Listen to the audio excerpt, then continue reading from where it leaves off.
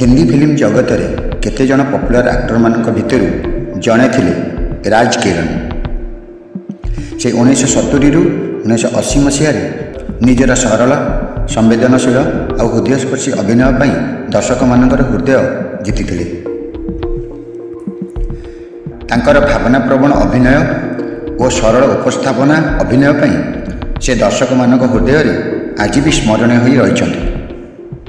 तांकर जन्म 19 जून 1949 मसीह मुंबई महाराष्ट्र में होता। 1970 दशक में मुंबई चलचित्र जगत में से प्रवेश करते। आरंभ से छोट छोट अभिनय कर दर्शक मानू आकृष्ट करते, किंतु 1980 मसीह कर्ज फिल्म जीवन मुख्य टर्निंग पॉइंट होता। यही फिल्म रे से रवि वर्मा नामक एक मुख्य भूमिका अभिनय कर दर्शक मान हृदय जीति। एक हसीना थी एक दीवाना था गीतटी अभिनय रे बहुत लोकप्रिय होता। राज किरण कैरियर रे अनेक सफल और स्मरणीय फिल्म अभिनय करते।